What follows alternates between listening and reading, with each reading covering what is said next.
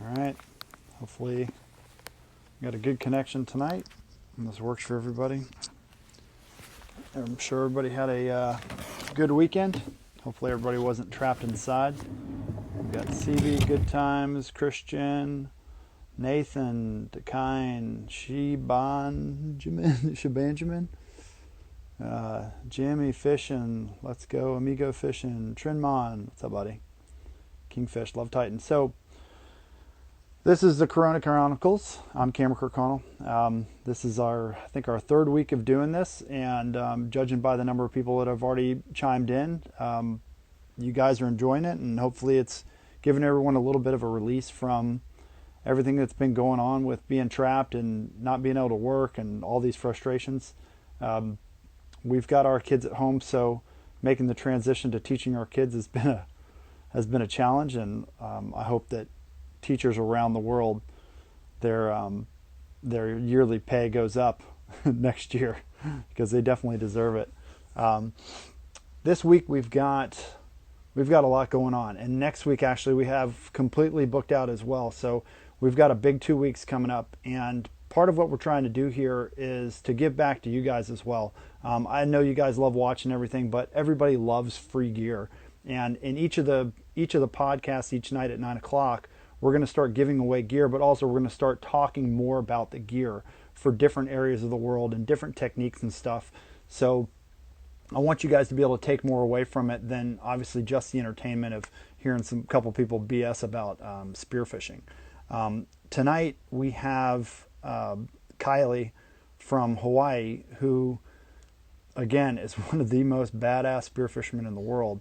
And she has done some amazing stuff from shore, from jet ski, and done a little bit of traveling as well. And she epitomizes the ultimate spearfisherman in that she's very adept at blue water. She can dive deep. She knows how to hunt the bottom, and she's also good internationally traveling.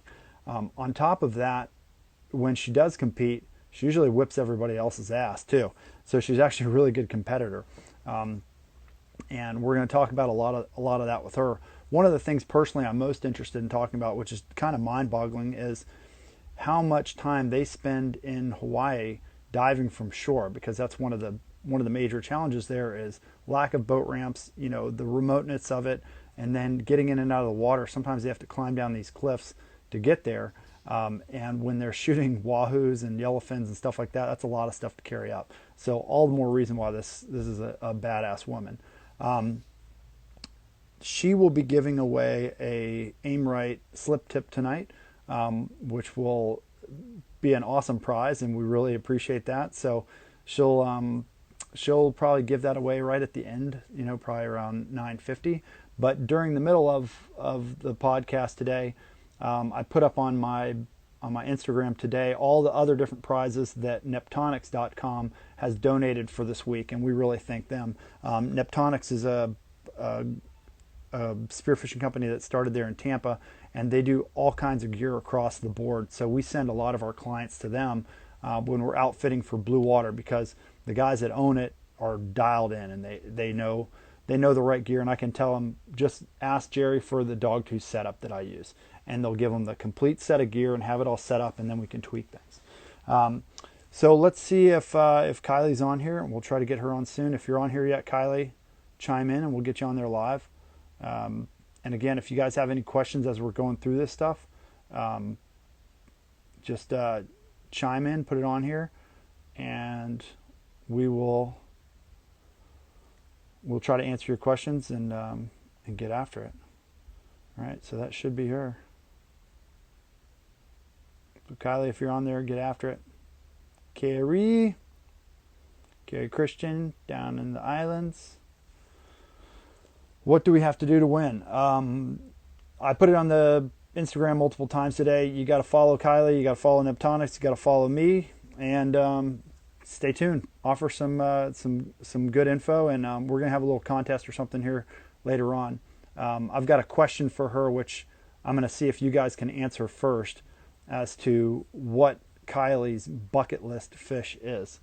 And I think I know what my guess is, but you guys can start when she comes on here. You can start putting it in there. Um, yeah, don't use that word. That's horrible. There she is. Carrie's not blacklisted yet. Nope. All right, so here comes Kylie. Don't touch your hands against your face unless you're in full quarantine. Hey guys. Hey, Kylie, how are you? Good. How Good. are you? So you're, what island are you on? I'm on the Big Island. Big Island. So you're on Kona. Are you guys still allowed to go out in the boat and dive and everything? We are allowed, but you can actually only take two people, and it actually has to be only from the same household. So it is a trip right now. There's DNR at every single boat ramp. I'm just patrolling everywhere. So That's it's crazy, huh? It's like martial law. pretty much. And the thing is, it's like these officers, and you're like, we're just trying to get dinner, but it's just rules are rules. You can't let it slip. So with the way it is now, I mean, as it is, usually you're diving with just one other person, right? Yeah. Or going solo, yeah? Yeah, I usually go solo, but it's usually just me and my boyfriend or one extra buddy of mine, and that's how we like to keep it. Hmm. Off the ski, it's can't take three people. You know how it Yeah. is. A bit too wobbly. Unless somebody gets on the back and like holds onto the sled. Yeah, and Um, so we'll definitely talk about that tonight. And that's I've got a couple of your pictures from the gram that I'll put up. But I mean, it's you know we've got like 1 degree of separation, with all of our friends that we're mutually buddies with. And I can't remember if we ever met when I was out there in Hawaii or not. But obviously we've known each other, for a long time. And this is probably the first time we've actually talked face to face. yeah. So So I put the question out there, and this is to win your slip tip is, and don't tell me, but I want you to have it in your mind, and you can text me on the side. What is your bucket list fish? And I think I've got a pretty good guess about it. Um, but so tell me your basic, like tell me your normal day of diving. Like you're gonna get your stuff together, go from the house. Would you rather go blue water or do reef, or is it the combo? uh, normally, if I take my jet ski, I will do both, and Hmm. actually, I can bring my fishing poles. A lot of times, I like to do everything that way. If I can't get something diving, I still can catch something trolling on the way home. But Hmm. mostly it's always blue water and reef. And Right. then I have a grocery list every time I go out. And the good thing is, normally I go blue water until 11 o'clock, and then I hit the reef and head back home. Nice. And what's your favorite reef fish to hunt? Usually I'm on a Kylie or a Really? kumu. And Just because? what do you say, Tom? And why is that? Is just the best eating? Like I know that's one of Justin's favorite too. It's the best eating by far. I mean, you can make it all different kind of ways, but the way I make it, it's like a combination of the best of both worlds. I will do like a Chinese style, but with Hmm. black bean, garlic, cilantro, green onion. Then I will steam it, and then put hot peanut oil over it, and a little bit Oof. of green onion and show you. Oh, it's so good. Yeah. So those fish that you mentioned for us howlies here in the States, those are goat fish, different types of goat fish. And I got in trouble with Kimmy's mom. We were staying there with them. And I came back to the house one day with a bunch of fish, and total American move, I had filleted some, and she was so mad at me. But yeah, you guys do such a great job of utilizing every bit of the fish. And I imagine you gut and gill everything pretty quick, scale them, and keep them on ice, and then you guys cook them. And that steam fish whole recipe, like if you haven't already, like post that, and I'll share it like with this video. Like that sounds ridiculous. Usually, Um, the best part though is the cheeky. Like we fight yeah. over. Like my grandma would stab me with a fork, and I took that from her. Do you guys eat the eyes? She does. I don't really care for it, but like on a big ahi, we will. We make a soup with it, and it's really fatty. So Really, with the ahi? yeah, so we don't really waste too much. We actually go with the sawzall and then cut the head off, and then Hmm. kind of good sized cubes, maybe a 2 by 2 inch cubes, and we Hmm. throw it in a pot with some shoyu, ginger, garlic, sake, and a little bit of mirin, and then you boil it down until it becomes this real thick broth, and Interesting. you just eat the eyes. It's really I mean, it looks kind of weird, but it's a fatty like oxtail. If you ever had Huh. that, it's Yeah, a yeah. Swinging sirloin, we called it on the ships. yeah. But well, it's interesting, because we always like to think that we utilize as much of the meat as possible, but everyone always takes it one step further. I mean, unfortunately, we're Americans are very spoiled and we waste so much. It's really unfortunate. But in recent years, we've started cutting out basically the throat and that whole like part there for the belly meat on the yellowfins. And it's hit or miss. Like some of them are phenomenal. Some of them are like pretty average. Our challenge is usually the yellowfins are in such hot water. Like if the surface temp is like 80, usually half of the fish look like they've been sitting on deck for hours. Like the meat is like burned, and they just our theory is that they're spending so much time in that real hot water that their meat already has all that lactic acid in it. And then when you fight them or shoot them or whatever, unless you stone them, like they just build it up even more. And that's another reason that we ice them for like multiple days, before we clean them. So on your ski, like I think you texted me as soon as I got my Seadoo FishPros. One of your questions was like, how are the rod holders like set up? And I wish I had a picture of it here, and I'll put it up whenever we post this or whatever. But on the Seadoo, they have these badass coolers that lock in, and then they've got rod holders that fix to it, and they can rotate in there. Now, I don't know. I haven't fought anything really, really big on that, but as I'm sure you have with every one of your rods, I would have all of them clipped off anyways. Yes, for sure. Are your like? Do you guys? Where are your rods fitting into your ski? So Lance actually makes custom rod holders for us, and he's caught some massive fish, over Hmm. 200-pound ahi, and Wow. he's screaming the reels, and you're like waiting for that hole to break. You're like, ugh, just Yeah. you're like, oh, it's handling, and you try to counter the weight, but so we have 3 actual rod holders in there, and I have like these little shotgun styles. So Hmm. I hook up, it swings, and I'm on. I'm gonna put some pictures up here because your pictures are way better than me. Um, so this is on a shore dive, huh? Yeah, that was on a super gnarly shore dive actually. I went by myself and I was planning on jumping in, but I didn't realize how big the swell was. A lot of the guys were just kind of sitting there watching it, and I was contemplating for a long time. I got there at like 6 o'clock, and it took me 3 hours to build up the courage to jump in. And I was like, oh, Wow. climbable.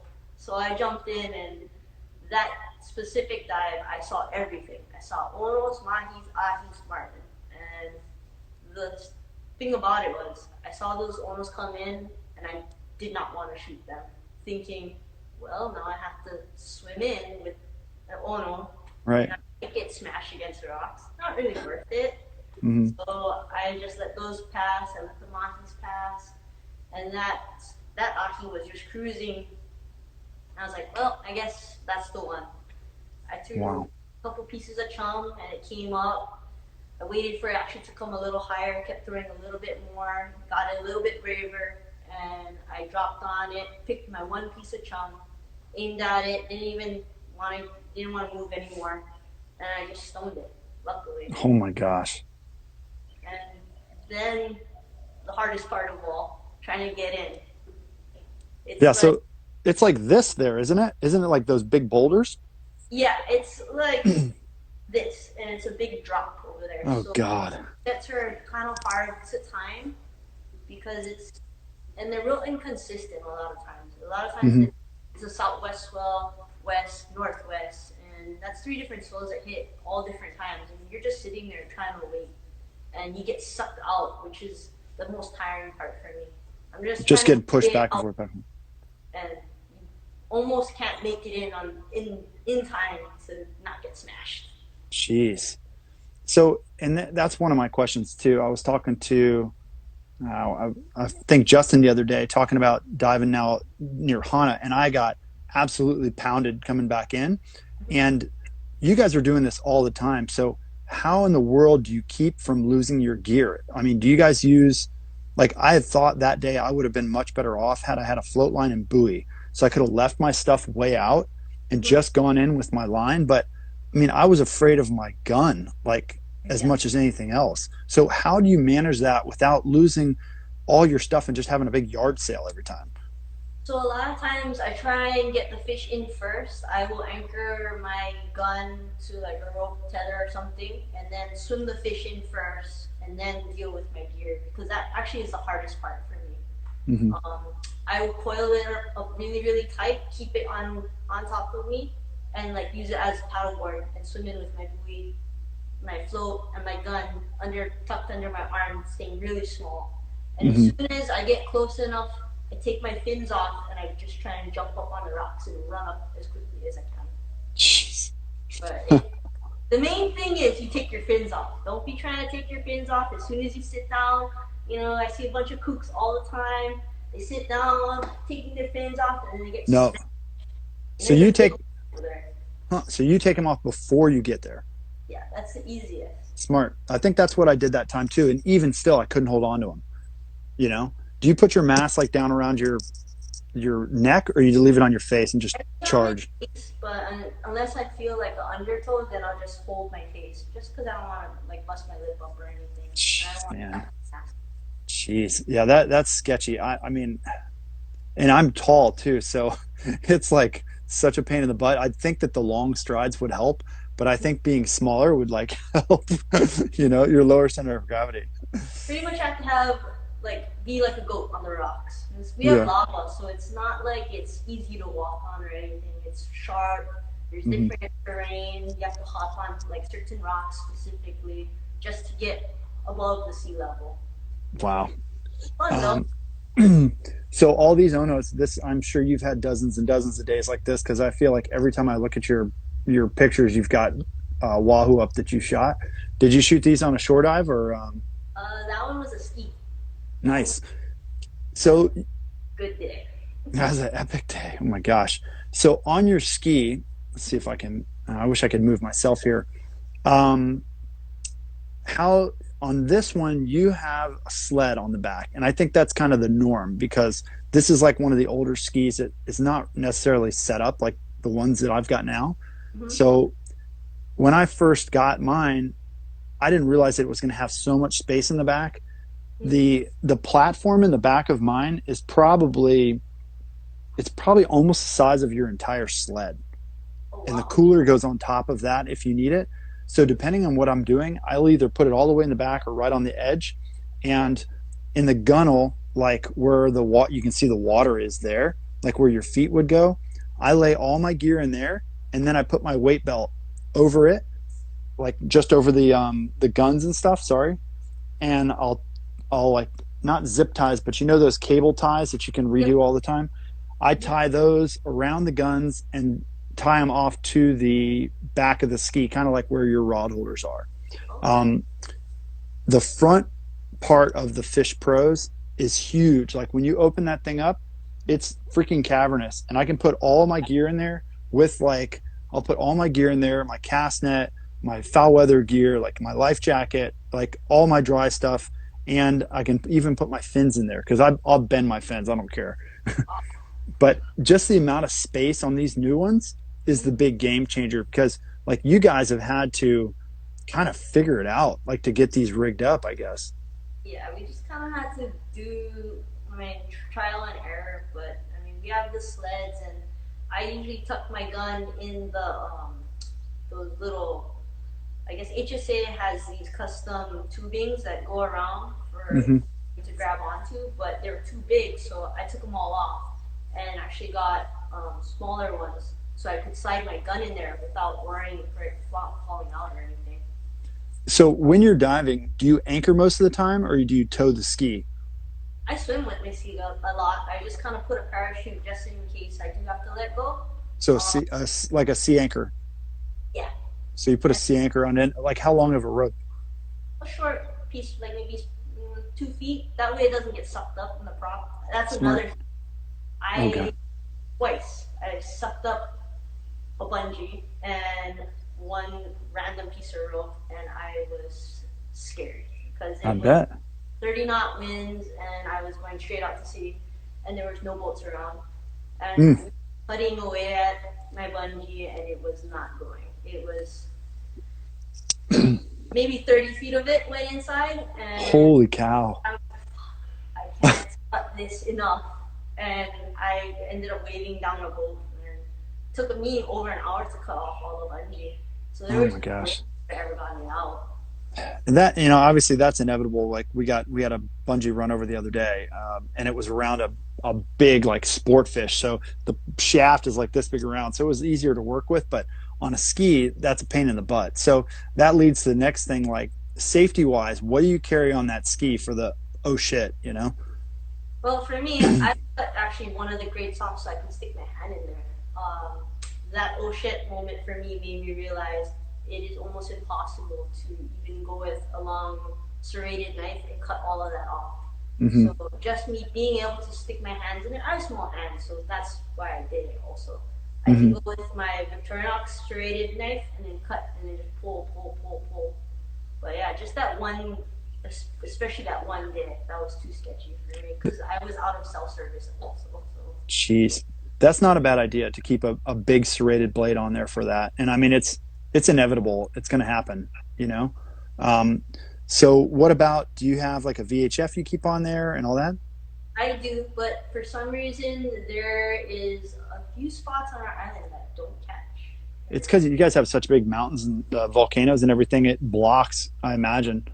Yeah, and I mean, I think there's a little bit more of some energy also that kind of keeps things the way it is, and Yeah. that one place in particular, it is the place of no return. Oof. Altitude. Jeez. So you've already told a couple of sketchy stories out there. While we got everybody's attention here, um, to answer the question, what is your bucket list fish? My bucket list fish is a grandeur marlin. Really, I not what I would have guessed. I've Wow, had let's. uh, there's this one time on the ski I was diving by myself, and I hooked the small sheavy on my spinner and I was bringing it up, and it was maybe 30 feet down, and I was like, wow, there's a marlin after it. I put it because I fish in the water too, and I just kind of do this and watch because then a lot of times the owner will show up. Put Mhm. it back in the rod holder, dip down, and this marlin wasn't gonna turn. It was like, oh, either I better back up or he's gonna get it, or we're gonna go head on. Finally turned. I smoked it. I saw my float just disappear, and I jumped on my ski and I was looking around. I was like, I got this thing. I heard it real bad. I'm pretty sure it's gonna pop up. Called Uncle Rick. I said, Uncle, I just shot a big marlin. I'm so pumped. And he's like, where is it? I didn't land it yet. That was my fault. So I just marked where I shot it, kept doing donuts, made my ring bigger, bigger, bigger. And I found my float 2.5 miles down. Wow. And the funny thing is, what broke was the spectra. I think Real on the slip tip. the slip tip, Hmm. not the pin that failed. I got my knot back with the ring on the shaft. Thing was a pretzel. But I think from it probably hitting a scale, it just kept rubbing, rubbing, rubbing, and it came off. Hmm. How big do you think that one was? Over 600 for sure. Holy cow! I, You were by yourself yeah, on the ski or shore dive? On the ski, yes. yeah. Holy crap! Where did you hit him? I thought I spined him pretty good. I Hmm. mean, I heard him good because he kind of twitched a little bit, went up, and then just went straight down. Jeez. It's because that, you know, I've seen multiple big fish lost with very similar shots. They'll go through and like if you nick the spine or get it down there close to the spine, you can break the bone a little bit, and that makes that bone sharp, and that's the spectral end up cutting it, especially after such a long time. But I mean, you think about just the sheer mass of that fish, just the dead weight. I'm amazed that that buoy came back up because you were using a single buoy. Single buoy, but yeah, we weren't diving where it's really, really deep. Only like 40 fathoms, so it'll pop up eventually. Wow. Huh. Well, I've been lucky to see a handful of them. I think I've only seen I've probably seen 4 or 5 over 500 pounds, and a couple of those were just like those ones that we see in Ascension that you're just like, holy crap. And they come up, and I mean, once they're that size, I don't even know how big they are. It could be 750 or 11 or 1200. I mean, they come up and they're so big, and the bills are like this big around. And I mean, usually they're coming up to look at us while we're just sitting on the surface, and they'll come up like they're going to come eat you. I've had them follow guys up. They'll come up on those like 250-pound yellowfins, like they're insane. So to land one like on that rig would be pretty incredible. Yeah, ever since then, I changed everything to cable Mm-hmm. and cable shooting line.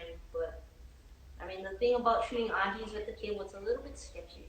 I don't really like it because when you bring them up closer, they have that run. Right. And you have your double wrap on, and you just better let go. Otherwise, Right.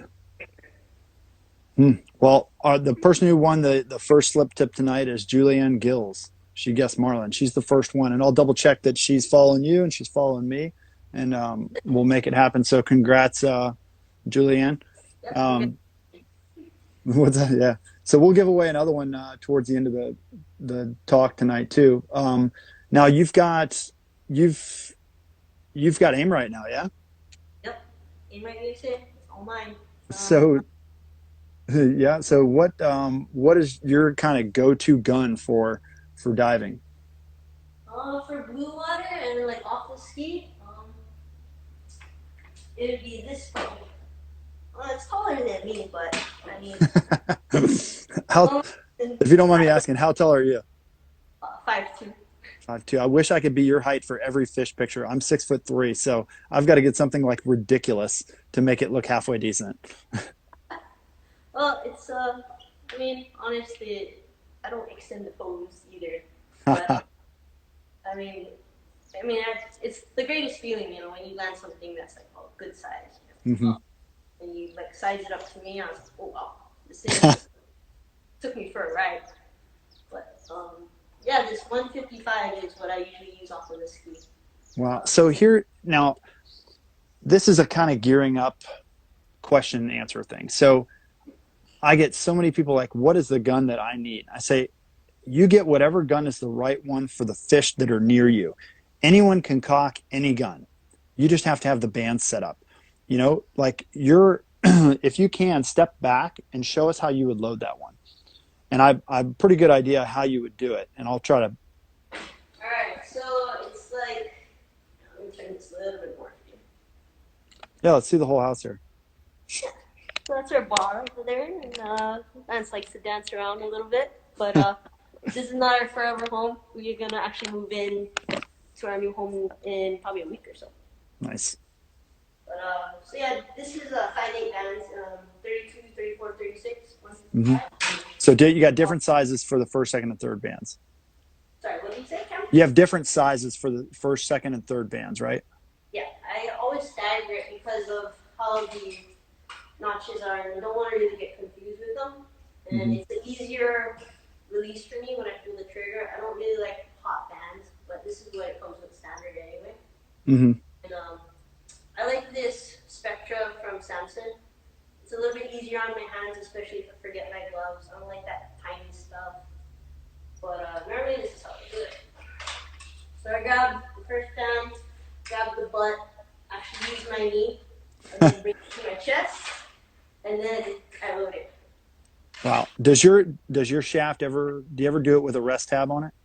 Not really. I don't like the rest tab, especially when Mm-hmm. I have to unload. I usually catch my finger, so I don't Right. like That's smart. So that technique that she showed right there is pretty much the standard for the long guns. And that's a 155, you said? it. Holy cow. Like I don't think I even have any guns that are that big right now.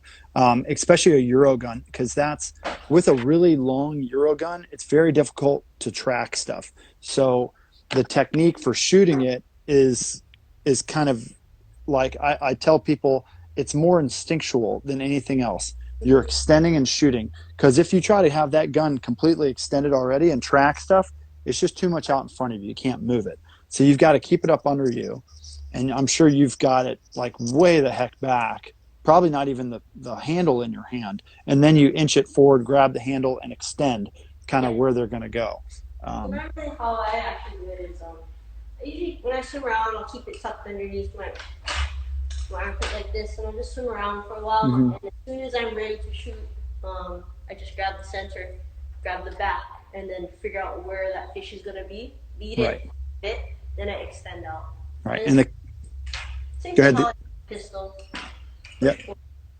And that's the key thing I think is putting it where the fish is going to be. And that comes down to obviously hunting and there's a lot to that, but that's what makes this exciting. Spearfishing is like there's no two instances exactly the same, so you have to draw on all that information and experience you have to like make that happen. So the question has come up: are you shooting mostly reel or float line? Right now, only my reel. I mean, I like to fight, and hopefully the setup that I have, maybe it can land something great. But I mean, I rather just risk it because when you're on the ski, it's a little difficult to be just lugging around the float and like Mm-hmm. worrying about the float going underneath your sled or I've lost a lot of fish from that. The sled would be behind and then the float would catch it. And as Yeah. soon as that that bungee gets caught, pulls right out. Yeah, I believe it. Yeah, it's the other day we had him down and we were shooting Wahoo, and the one guy shot it and it was under the ski, and I was like, oh, it's gonna end it. But yeah, it's unfortunate, and that situational awareness about like what's going on everywhere all the time is really really important. So having an extra vessel out there and the parachute you were talking about, it just compounds the problem. Um, I do use a float and bungee too when it's a little windier because I do use a real gun. It's too mhm, hard if I go by myself and it's like 15 plus. mhm, So I would bring my bungee and float and just keep it with a rubber band. Really mhm. tiny rubber band, maybe give me 30 feet. I tie it off, and as soon as I have to make that dive, it breaks and it's closed nicer. But I mean, that's only if I go by myself. What's your largest ahi on a reel? It was 90 something, high 90s. Nice, Yeah. nice. I think I texted you earlier. So my actually the first roller gun I ever had was a 115 from you guys, and I lost it actually in the opening dive of nationals. Like Oh, I handed it to oh, the guy on the boat, and he put it on the rail, and I didn't know, and it just fell off the other side of the rail, and it was in such dirty water I lost it. But with that gun, I landed my biggest ahi on a reel, which I will never attempt again. In Fiji, like we were running and gunning, jumping in front of these yellowfins, and put the client in the water, and he had like double buoy set up, big gun, 4 bands, slip tip, everything ready, and put him in front of the bait ball, and the boat kind of coasted away, and the whole bait ball came to the boat, and I was like, oh god. And the only thing in the boat was a 115 with a reel, and I was like, screw it. And I jumped in, and by the time I jumped in, the white water was like this or 2 feet thick, like you couldn't even see through it because the skippies and everything were in it. And I dove down, and this is a single band with a double flopper. I dove down, and as soon as like I got out of the bait, there was the biggest skippies I've ever seen. Skipjacks, like I was like, oh, 100%, these are all world records. I was like, I'm gonna crush it. And below the skippies, a school of all like 100+ yellowfins came up, and I was like, I gotta shoot a yellowfin. And I shot one of the like closest one and spined him, and he like jumped right in front of me, and I just grabbed him oh my. and kept his tail out of the water, and the boat was like right there. The boat gaffed him and pulled him in, and we jumped, drove back over and got the client, and it was all happening like literally less than 2 minutes. And he's like, "What the just happened? How? What?" I was like, "Let's go, let's go, let's go." He's like, "No, wait a second. Why is this here? Where did this come from?" But it's everybody wants to be adventurous, but the fact of the matter is 99.9 times you're going to lose that gun. No matter how much reel you have, you just cannot stop them. And then the reel line is so darn small with a fish that powerful. It is so difficult to. Yeah, it was Brad saying that was the day I left after I left Fiji. It was. The line is so small, it's so difficult to fight those fish. So onos, obviously, they're going to run, and they're going to stop after that first run. If you can survive that first run, you can usually get them. So I always preach to use, bungee and a buoy if you're going to be doing blue water, because it's the best chance to play them. You guys don't really have that option. So when you shoot a wahoo with a reel, and I mean, this is good coaching for myself because I've only shot, I've shot a fair few, but I haven't shot nearly as many as you guys with a reel. So what is your technique for those big fish to not get totally screwed and lose your stuff? So, I mean, honestly, what I like to do, I mean, it's different for me with the bungee and float. You can just pretty much shoot them anywhere, and you're relying on that slip tip to help you. Mm-hmm. But you're gonna have to place your shot really well. I like to always aim for that lateral line, Mm-hmm. and I normally spine them actually. I mean, the one time I did You say, sound like Richie Zacher right now. watch me. I got like the worst shit that day. Everyone was like, "Oh, see what happens when you talk shit?" I'm like, "Yeah, see." In a lot of my videos, you'll see me aim for the head and actually turn away from that shot. And I like to leave the shaft in the body. That way it slows it down quite a bit more. Mm-hmm. I've noticed with bigger Ono that when I use a slip tip, they run a lot farther. So I figure, I'm going to keep with this double bar. Keep the Mm-hmm. shaft in it and it'll slow it down. Because I mean, with the animal, a lot of times too, you can have a pass through. But if you leave that broadhead with the fix on there, It hurts them. it cuts, and it's that animal's sore. They're not That's gonna run far. and that's my theory with doggies too. Like, I love slip tips for yellowfins and wahoo and everything, but my theory with the doggies is hurt them. And you think about how much easier it is to swim with a slip tip line in you than it is with a shaft in them. And for the doggies, you've got way more control. Now we've got Brandon coming on here. I think he's on Thursday or something. And Brandon is the opposite. Like, Brandon fully believes in the slip tip setups, so he'll argue that side. But I'm with you. And Wahoo, I think, are very, very difficult though, personally. And I'm never doing it with a flopper unless it's a fluke one that comes by. But with a slip tip, I think you're going to land way more than with a flopper. That's why I use a double flopper. I mean, Okay. that one flopper. I mean, I don't care for the flopper that is on the same hole and it opens up. I like a staggered one. Mm-hmm. And for me, I feel like they're a little more accurate, honestly. I mean, if you tell me pick a dime on that one on this gun, I'm laser with. Yeah. I mean, I love this gun. This is by far the best water reel gun for me. I don't like anything that's really nose heavy anymore. That was for like the older style King. But we have the King Light and the Wrath. And that for me, I already know where that fish is going to end up. I'm just waiting for it to pass. I will have the gun already extended out, waiting for it to be there. And as soon as it's almost instinctual already, and I can just nail that thing. I can exactly aim 2 inches above that lateral line, and that shaft will just dive right in there. So that would be like, if somebody said, I need a good Wahoo gun, that would be your suggestion? The Wrath is by far the best choice. It's Okay. a different mass, and the good thing about it is it's a little bit more floaty too. So that way, you don't have to be picking up the nose and anticipating that one extra like movement if that ahi or that mahi is like, how they get when they're all frisky and acting crazy. Right. So, and you prefer that over a roller? Well, for Onos in Hawaii, I would definitely keep this, but in Tahiti, that is a completely different scenario. Why do you say that? For one, the fish are a lot bigger. I'm dealing only with maybe 35 to 60 pound Onos here, and that's manageable for me with this reel gun. But in Tahiti, I was dealing with 100 plus pound Onos, and over here, I thought, they're close. Like, oh, okay, that's within range. By the time I shot, the shaft dropped so much, and I was like, in like a couple of my videos, you can see me like throw my hands up and throw the gun, and I was like, oh my god, I'm gonna lose this fish. But because they're so big, you think they're close, but they're not close at all. Yeah. But with that double roller, that would be the equalizer for me.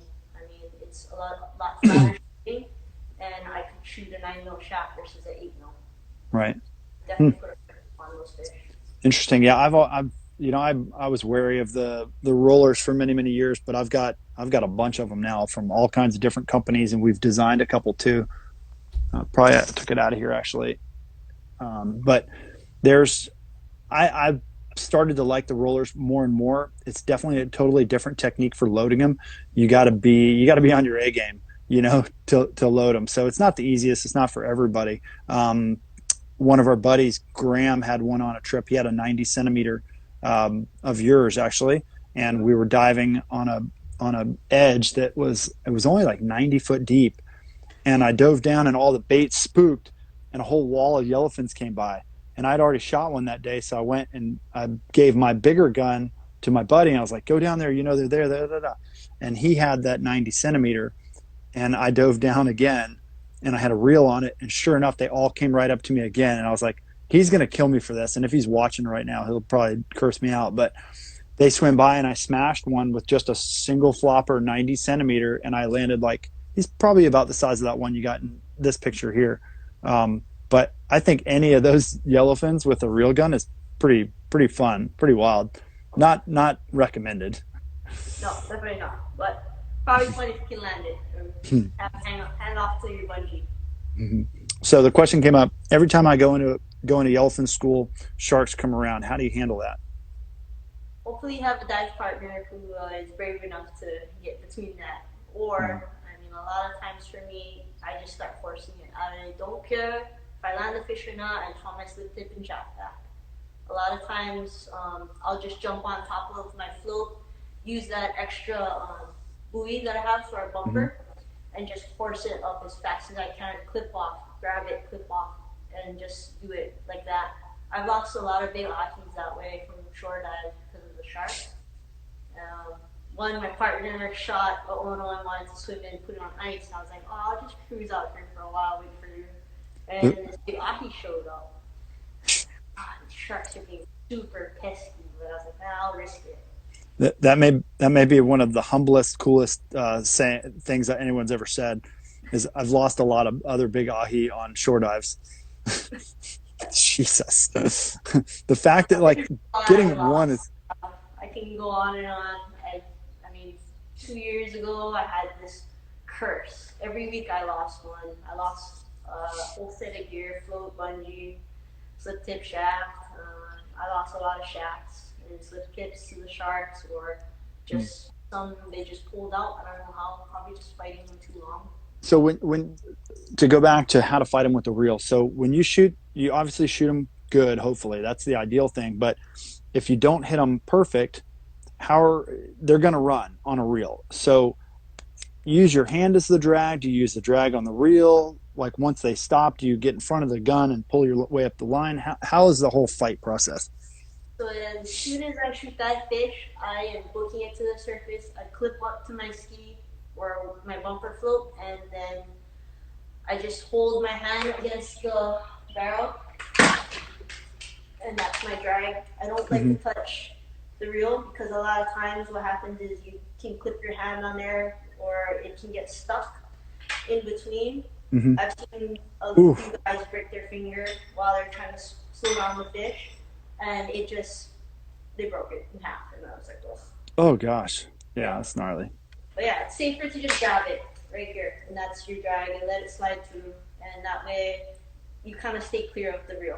And for me, a lot of times, as soon as that fish starts slowing down, I lock the drag back up, throw the gun far away from me, swim away from all my line, throw it back, and just keep doing that. I don't want that line anywhere near me, because a lot of times they'll have that second, third run, and that's the one that gets their adrenaline pumping a little bit more. Like, especially when you get to that shooting line, I notice. Put a couple wraps on them, and then they just take off one more. Jeez. So, what was I just going to ask you? Somebody asked, when did you get your first Wahoo? How old were you when you shot your first who? 16. Wow. Good for you. What was your first bluewater fish? Ono. Was it really? Yeah, I think it was a good size. 36 pounder. My first one was this big. Like, he would have made a good bait. but I was so stoked. Like we get these little summer ones we call Wahoos, and I was Mhm. like over the moon. I thought it was the coolest thing ever. So I ask every time we do one of these, what is the best advice anyone has given you about spearfishing? Uh, for me, the best thing I could tell you is honestly, don't push yourself. A lot of times I would get a little bit eager, or I would want that fish so bad I would do whatever it took to do it, and it's a lot of times it didn't pay off. I mean, a lot of times it probably could have got hurt Hmm. because I would go by myself, and if I had a partner with me I would have landed those fish for Hmm. sure, but because they couldn't go I was like, I'm just gonna go anyway. But You're talking about just pushing it too long of dives or too hard of dives. I mean, just honestly, it just all of that. I mean, just not pushing as far as like wanting that fish. Like a Hmm. lot of times for me, I would go by myself, not waiting for my partners. A lot of times, and just make that drop, and they'll be way behind or something. And if I Hmm. had waited like 5 more minutes, because they weren't gonna go anywhere, Hmm. and anticipate for my partner to be there, help me clip up, I would have landed a lot of those other fish, Yeah. and Well, that's humbling for me. Like patience, I guess. mhm. Really. Well, there's from everyone I've ever talked to about you, there's no like everyone is like that's why she's called Kylie Monster. Like she is an absolute monster. And you and Justin did the nationals, right? Yep. And what did you place in nationals? Uh, Honestly, I forget. I placed first for women's. I think you were in First, the top five, weren't you, for everyone, weren't you? something like that. I If forget. I think Justin had told me that you were in the top five, and and you and Justin were partners, and Yep. I want to, I want to say that you had done better than Ryan Myers, which he was laughing about. But Yeah, Ryan won first. He did really good salmon. Did really good. nice. But do you do many tournaments anymore? No, I'm retired already. I don't Yeah. really care to do, I mean, that competitive stuff anymore. I like to just tinker in my shop and, dive for fun a lot. Hmm. I don't want to go for any more records. I don't need that chase anymore. Good.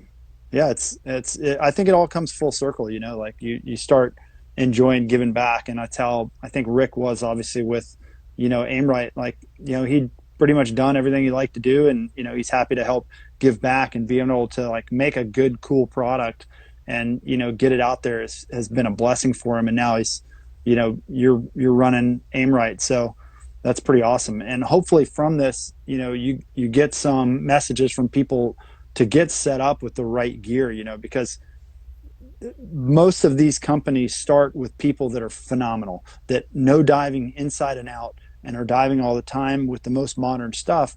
And right now, that's you. Like you're in that position. So to be able to kind of be the second generation of this company is huge. And you guys will do really well because the product works and you can make it better and you can inform people how to do it right. So that's one of the key things with any business is having somebody that knows what the hell they're talking about. Um, you want to come up with a final question here to give away the other slip tip for Neptonics? I would, Uh, or do you have a question? Or maybe what my bucket list fish is? that'd be a good one. All right. All right, What is your bucket list fish? all right. Let's see. As fast as you can go. Whoever gets it first. I want bucket list fish, and you got to be within 30 pounds of the weight. What is um what is your favorite gun though, Cameron? Honestly, that 115 is probably my favorite gun right now. That 115 roller because it's very versatile and I like having the single band. I can reload it without whipping myself pretty quick. Um, and Brandon, that's my second. You're very close. Brandon guessed a 300-pound doggy. That's close. Um, that's not. Um, you're on the right track, Brad. Um, I like that 115 because it's super simple. I've done away with rigging. All right, so Stone. Okay, you've got it. Now what's the weight? Stones onto it. Big eye tunas are my unicorns. Ah, Like I I'm hear that. frothing for them. I'm gonna go ahead and give it to Stone because he guessed it. So a 300-pound big eye is like my goal. Honestly, I'll take anyone, and I've seen some giant ones. Like we had a monster. I think the video is on. Yep, 300-pound big eye is on it. But I'm going to give it to Stone because he guessed it there. Um, we had a huge big eye come up in the chum, and as soon as it came in, like they kind of lumber in. They're so different than yellowfins. They're a lot slower, and they got a huge head. And the guys I chummed, I want to say 25 pounds over an hour and a half, and they missed it Oh my 8 times or 7 times, and I have it on video. And at the end of it, like we ran out of chum, and he just faded away, and I was just like, I hit the surface, and the guys are like, "I am so sorry," and I was crying. I was like, I was like, "You have no idea." Like that was a fucking unicorn, and we let it escape. And I want to say the guys, Devon, if he's watching here, they caught one out there a couple days later that weighed like 280. So it was probably that same fish. But oh my gosh, it was big. And those, of all the tunas, that's by far my favorite one to eat. I think God. big eyes are the bomb. They're delicious. We do have a pretty good run of them over here as well. I see the commercial guys catch them up pretty good. Are you able to chum them up too? Yeah, you definitely can if you want to travel out that far. I mean, you see them boiling on the surface, so I mean, that's ultimately what I'm gonna do this summer. Wait till, I mean, it's starting. They're showing up here and there, but I'm gonna wait till they kind of school up a little bit more, and I'm just gonna do exactly that. Jump in when Mm-hmm. they're boiling, and hopefully I Dude, can land. those things are so good. They're so cool. Of all the different tuna personalities, I would say that in my experience, big eyes are probably the dumbest of all the tunas. They're probably the easiest ones to shoot and probably land. Doggies, you could think of them as dumb, but that's until you pull the trigger. After that, they come the smartest of all tunas. And then bluefins, I think, are pretty. They're they're not the smartest either, like but I think they've learned over the last couple of years, with everybody, pounding on them. So that was you gave the best advice, probably for someone. And I guess that kind of carries over for everybody. Like, just know your limits, slow down. There's always going to be another Yeah. fish. What would be your go-to gun for Hawaii on the reef? For, I'm sure, hopefully a bunch of Hawaiians are watching this. I mean, it honestly depends where I'm gonna go. On the west side, it's a lot deeper, 70 plus foot diving, and I mean, usually you shoot ukus and moose, so I would go with my 115 range, Hmm. And that's and the roller, yeah. my roller. It's a little bit a little bit got some extra love in this one, Hmm. but how it's set up is a 8 mil shaft with 15 mil pretty hot bands, and a small reel is good enough for me. I mean, a lot of times I don't really get spooled with anything that big. Even the big luas, you can Hmm. always pop them.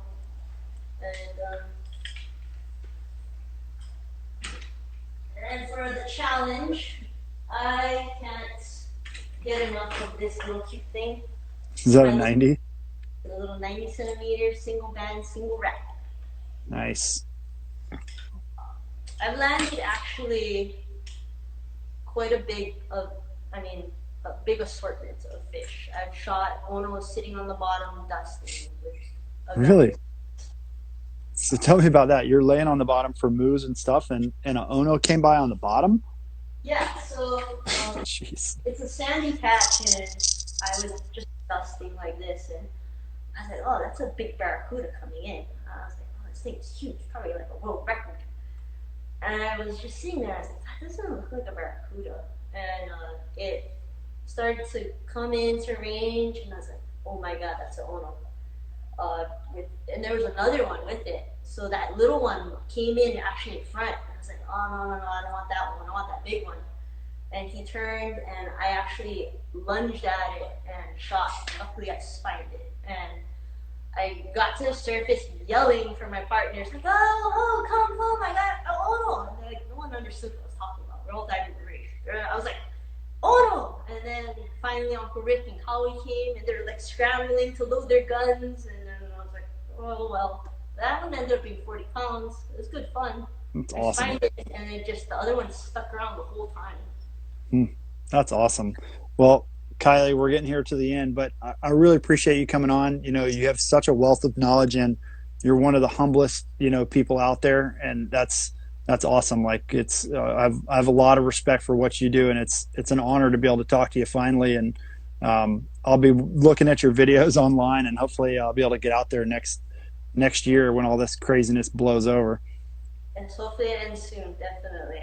We Yeah. definitely get in the water, hang out with our friends, have a couple beers, enjoy There you life. go. So last question: would you rather hunt or go dive? Oh, that's a hard one. Uh, I guess I'd rather dive, unless you put a big buck in front of me, then Big I say, axis. We have wild ones here in Florida because they've gotten out of the high fence. So we've got some wild ones. They're that's another like unicorn. If you see them here, like it's amazing. But you guys have heaps of them. So that's my main drive actually to come to Hawaii is come visit all of our friends and everything, but to go hunt. So we'll have to go, bow hunt for axis while we're out there. yeah, that's the best thing about Hawaii. We can go hunting, you can go shoot some sheep, you can shoot deer, you can shoot pigs, you can shoot goats, and then you can go shoot some animals in the afternoon. I love it. I'm in. Well, thank you so much, Kylie. You guys follow Kylie. What's your Instagram? Kylie Monster. Yes. Awesome. And Aimrite Hawaii or Aimrite USA. Awesome. Well, thank you so much, Kylie. You take care. And everybody, I appreciate you guys coming on tonight. Julianne and Stone, congrats on Yes. winning the slip tips. I'll put you in touch with Kylie and we'll get you some gear. Sounds good. All right, guys. Thank you all. Take care. Bye.